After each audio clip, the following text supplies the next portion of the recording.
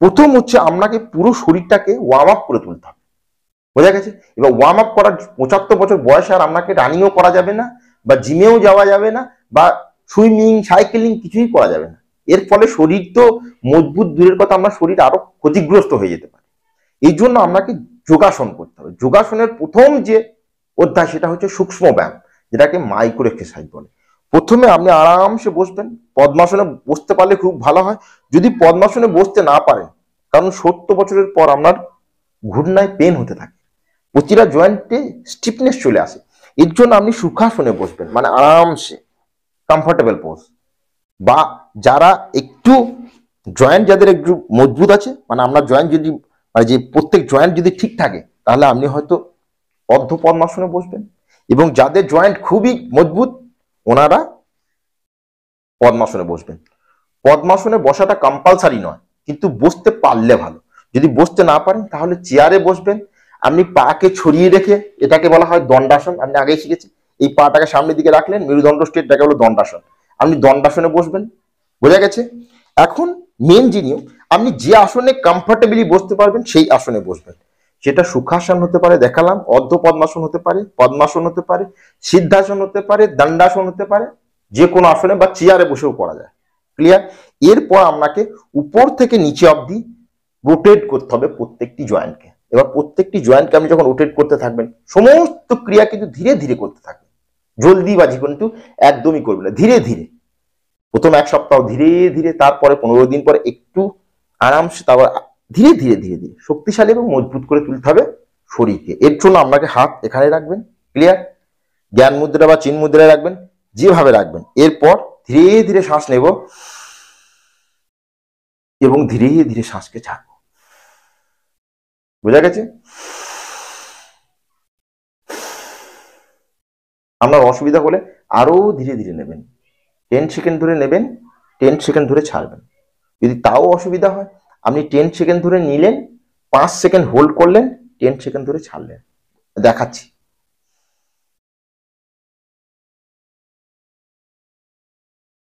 Hold করলাম, ধীরে ধীরে ছাড়লাম,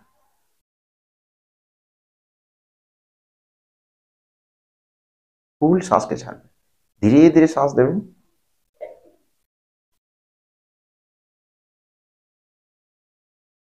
হোল্ড, ধীরে ধীরে শ্বাসকে ছাড়বো।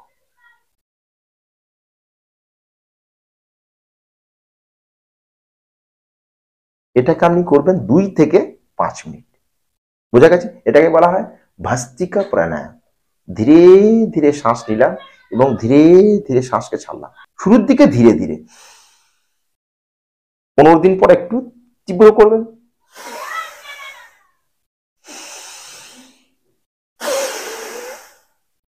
এরপর করব নেক রোটেশন। যোগের ভাষায় বলা হয় গ্রীবা শক্তি বিকাশন। আমি আগেও বলেছি, শব্দে যাওয়ার দরকার নেই, শরীরকে সুস্থ করতে হবে, সেটা শিখে নিতে হবে, শব্দ যাই হোক।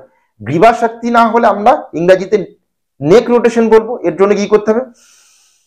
শ্বাস নিলাম, শ্বাস ছেড়ে গর্দনকে নিচে, এবার ধীরে ধীরে শ্বাস নিয়ে উপর এবং শ্বাস ছেড়ে নিচে, শ্বাস নিয়ে উপর, ধীরে ধীরে ধীরে ধীরে। এটাকে বলা হয় গ্রীবা শক্তি বিকাশ। মেরুদণ্ড স্ট্রেট থাকবে, আমরা যে গর্দন মানে এরকম না, এরকম না, শরীর কিন্তু একদম স্ট্রেট, শুধু নেকটা রোটেট হবে, বোঝা গেছে? মানে এইভাবে যাচ্ছি তো এই হচ্ছে, এইভাবে যাচ্ছি তো এই হচ্ছে না। শোল্ডার একদম স্ট্রেট, মেরুদণ্ড স্ট্রেট, বডি একদম স্ট্রেট, শুধু গর্দানটা ধীরে ধীরে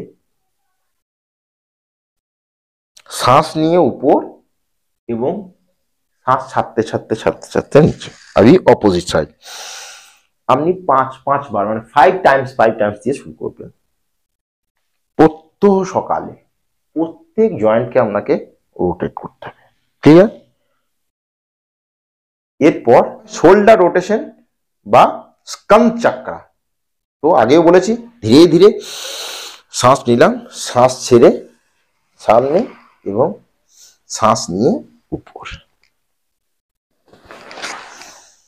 ধীরে ধীরে শ্বাস নেব এবং ধীরে ধীরে শ্বাস ছাড়ব।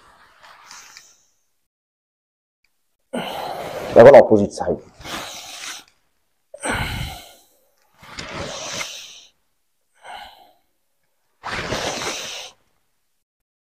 বোঝা গেছে? এরপর হাত সামনে,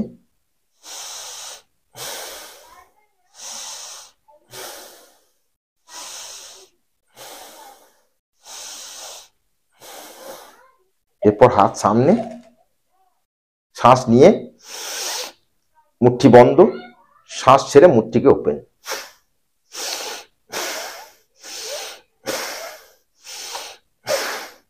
এরপর হচ্ছে রিস্ট রয়েছে, এই রিস্টকে রোটেট করতে থাকবো। ধীরে ধীরে শ্বাস নেব এবং ধীরে ধীরে শ্বাস 5 টাইমস 10 টাইমস, ধীরে ধীরে, ফির অপোজিট সাইড।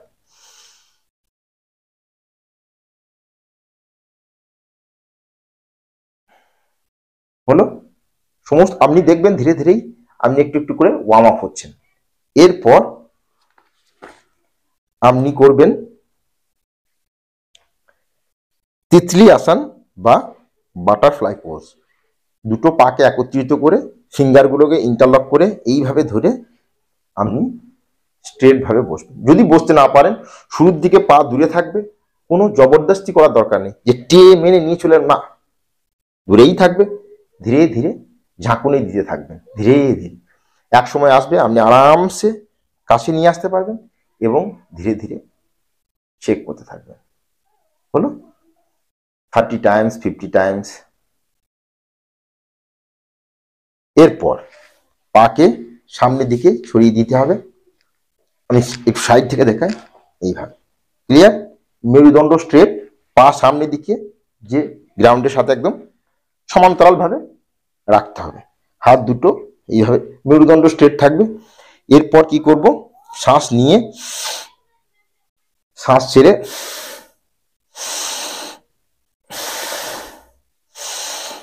এর ফলে আপনার যে নি পেনের যে সমস্যা, সেটাও ধীরে ধীরে ধীরে ধীরে নিয়ন্ত্রণ হতে শুরু করবে। এরপর অ্যাঙ্কেলকে রোটেট করতে থাকবো ধীরে ধীরে, শ্বাস নিয়ে উপর এবং শ্বাস ছেড়ে এইভাবে 5 টাইমস। এরপর অপোজিট সাইড, ধীরে ধীরে।